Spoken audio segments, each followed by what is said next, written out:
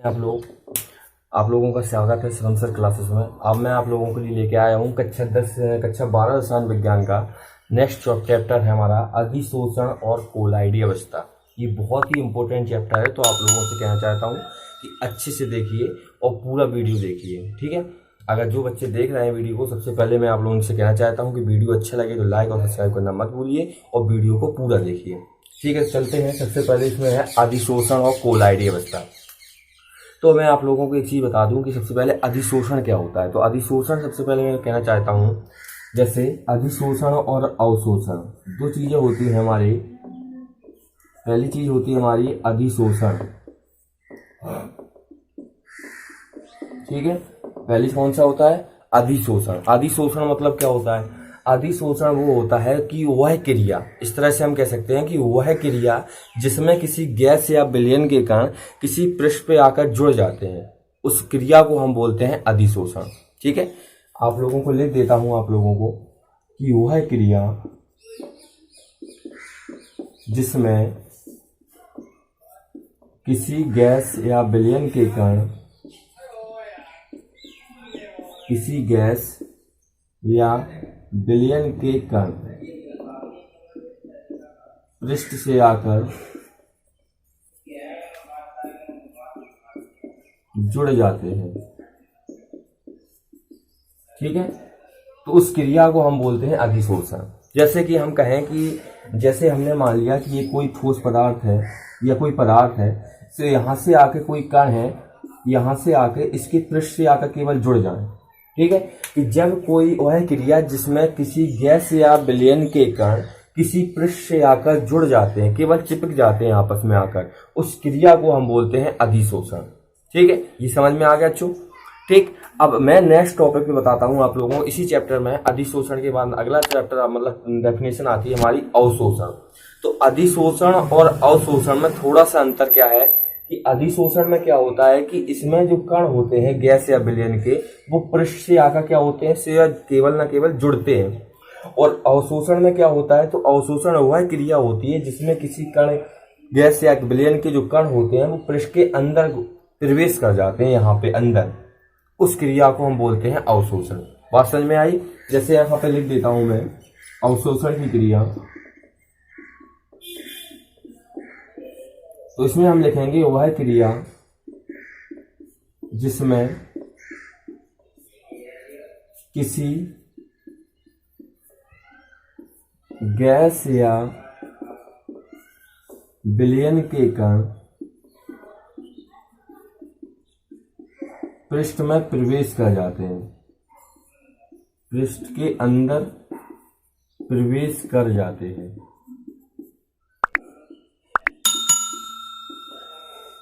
उस क्रिया को हम बोलते हैं अवशोषण। समझ में आया बच्चों? ठीक है, उस क्रिया को हम क्या बोलते हैं? अवशोषण बोलते हैं, ठीक है। तो अधिशोषण में अवशोषण में क्या अंतर है? देखो यहाँ पे भी हम इस डायग्राम के द्वारा समझाते हैं। जैसे हमने माना कि ये कोई पृष्ठ है, यहाँ पे कोई आके कण इसके अंदर प्रवेश कर जाए, ठीक है। तो जब कोई कण केवल पदार्थ के पृष्ठ पर आकर जुड़ रहा है, चिपक रहा है, तो वह क्रिया अधिशोषण होगा। और जब कोई कण आकर किसी पदार्थ के अंदर प्रवेश कर रहा है, तो उस क्रिया को हम बोलेंगे अवशोषण। तो इस चैप्टर की सबसे पहली डेफिनेशन हमारी यही है, अधिशोषण और अवशोषण। बात समझ में आ गई? ठीक है बच्चों, अधिशोषण अवशोषण आप लोगों को समझ में आया। अब मैं आप लोगों को बताता हूँ कोलाइडी अवस्था क्या होता है। ये चैप्टर बहुत ही इंपॉर्टेंट है, तो कहना चाहता हूँ जो बच्चे भी इससे जुड़े हुए हैं मेरी क्लास से, तो उनसे कहना चाहता हूँ कि वीडियो को पूरा देखिए, जिससे कि आप लोगों को अच्छे से समझ में आ जाए। और जो पिछले वीडियो या देखना चाहता है मेरे, तो मेरे शिवम सर क्लासेस में यूट्यूब में आप सर्च करेंगे तो मेरा ही वीडियो सबसे पहले, मेरा ही चैनल सबसे पहले आप लोगों को दिखाई देगा।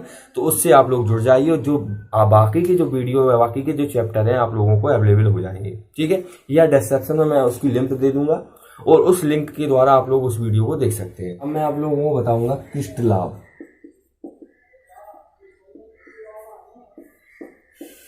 नेक्स्ट टॉपिक क्या है हमारा? किष्ट लाभ। अभी मैं आप लोगों को बताया अधिशोषण और अवशोषण। नेक्स्ट परिभाषा हमारी कौन सी है इसी चैप्टर से? किष्ट लाभ। कोलाइडी वाले चैप्टर से नेक्स्ट टॉपिक हमारा है किष्ट लाभ। तो किष्ट लाभ क्या होता है? किष्ट लाभ समझने के लिए आपको एक चीज बता दूं कि एक तरह से ऐसा समझ लो कि जिन विलयनों के ऐसी मतलब क्रिस्टलाभ वे पदार्थ होते हैं जिनके विलयन पांचवें झिल्ली से आसानी से विसरित हो जाते हैं या निकल जाते हैं।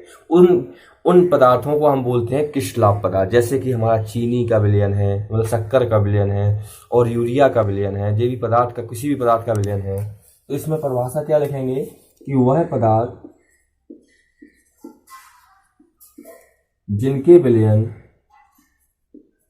जलीय विलयन ही होते हैं, ठीक है, जिनके विलयन पांचवें झिल्ली, तुमने अर्धपारगम झिल्ली पढ़ी होगी, उसी अनुसार एक पांचवें झिल्ली होती है, पांचवें झिल्ली से आसानी से विसरित हो जाते हैं, आसानी से विसरित हो जाते हैं, ठीक है। वह पदार्थ जिनके विलयन पांचवें झिल्ली से आसानी से विसरित हो जाते हैं वे पदार्थ क्रिस्टलाभ पदार्थ कहलाते हैं। वे पदार्थ क्रिस्टलाभ पदार्थ कहलाते हैं।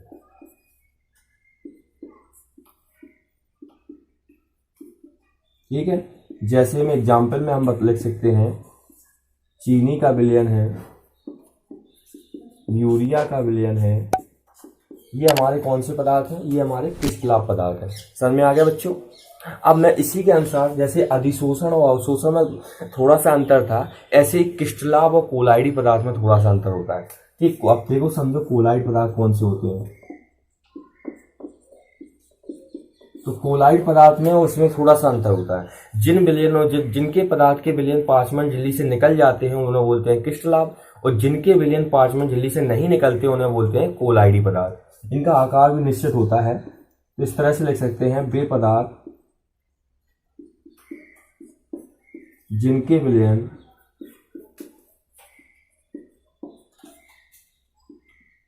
पांचवें झिल्ली से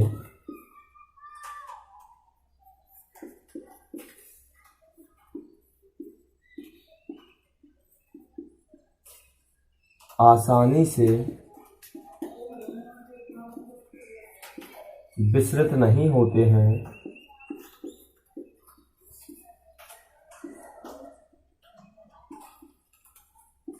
उन्हें हम कोलाइड पदार्थ कहते हैं।